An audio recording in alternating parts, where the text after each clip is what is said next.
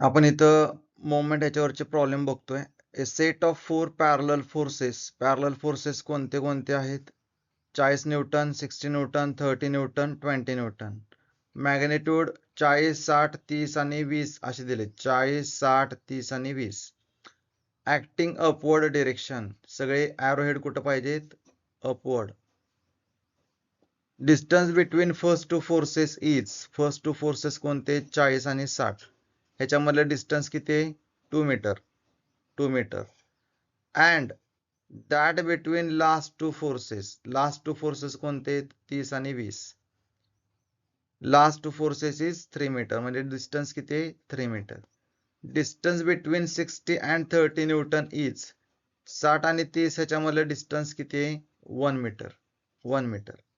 Find moment with respect to 40 newton force. म्हणजे 40 newton force पासून या सगळ्या फोर्सेसची मोमेंटची बेरीज आपल्याला काढायची. आता आपण काय करायचं? 40 पासून हे फोर्सेस, सगळे फोर्सेस किती डिस्टन्सवर आहेत ह्यासाठी अशी सेपरेट डायग्राम ड्रॉ करा.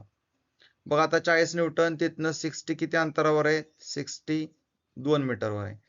30 कितीवर आहे? 2 अधिक 1 3 वर. 20 कितीवर आहे? तर 2 अधिक 1 अधिक 3 6 मीटरवर आहे. तर अशी आपण डायग्राम ड्रॉ करून घेतली. का?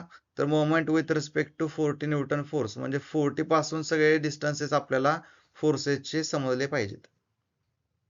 आता एक क्लॉकवाईज अँटी क्लॉकवाईज काय बघूया. जर मोमेंट क्लॉकवाईज असेल तर आपण त्याला पॉझिटिव्ह साईन देणार. अँटी क्लॉकवाईज असेल तर निगेटिव्ह साईन देणार. तर इथं डायग्राम दाखवली बघा. ए याचा अर्थ काय करायचा? हातात एक पेन घ्यायचा आहे आणि या पेनला काय करायचं? फोर्स ज्या दिशेला आहे, म्हणजे फोर्स कोणत्या दिशेला आहे? तर ए पॉइंट पासून उजवीकडे आहे. म्हणजेच मी काय करणार? उजवीकडे ढकलणार. जसा फोर्स चाललाय, फोर्स कुठे चाललाय? वरती चाललाय, तर मी वरच्या दिशेला फिरवणार.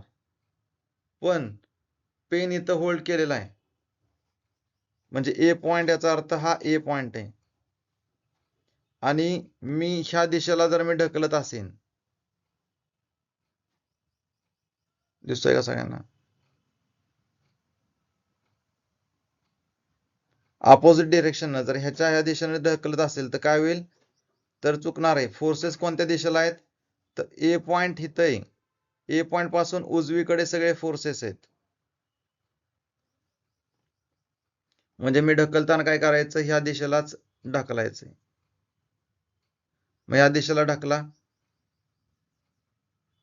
तर या दिशेला ढकलल्यावर काय होईल? अपवर्ड. अपवर्ड ढकलल्यावर कसा फिरतोय बघा? घड्याळाच्या उलटा. घड्याळाच्या उलट्या दिशेने फिरतोय, म्हणजे अँटी क्लॉकवाईज. अपवर्ड जर जायला लागला तर अँटी क्लॉकवाईज. हाच फोर्स खाली असता तर डाऊनवर्ड. डाऊनवर्ड असेल तर काय म्हणणार आपण? क्लॉकवाईज फिरतोय. डाऊनवर्ड असेल तर क्लॉकवाईज. हात कुठे चाललाय? अपवर्ड. अपवर्ड याचा अर्थ कसा फिरतोय? Anti clockwise. म्हणून साइन येणार निगेटिव्ह.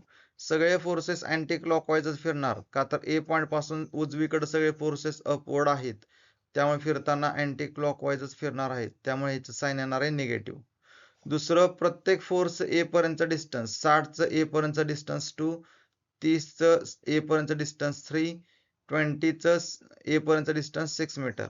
तर या प्रकारे आपल्याला घ्यायची मोमेंट. 60 इंटू 2. पहिलं बघा, 40ची मोमेंट ए पर्यंत 40 इंटू 0. 0 का आलं? मी ए पॉइंटवर उभा राहिलो आणि माझं डिस्टन्स माझ्यापासून किती असेल? 0. म्हणून 40 इंटू 0.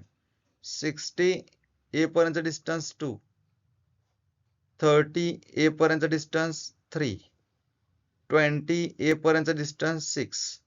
आणि या सगळ्यांची मोमेंट आपण बघितली, अँटी क्लॉकवाईज येते, म्हणून सगळ्यांना काय येणार? Anti clockwise. मग इथे बघा, 60 इंटू 2 120, 90 आणि 120.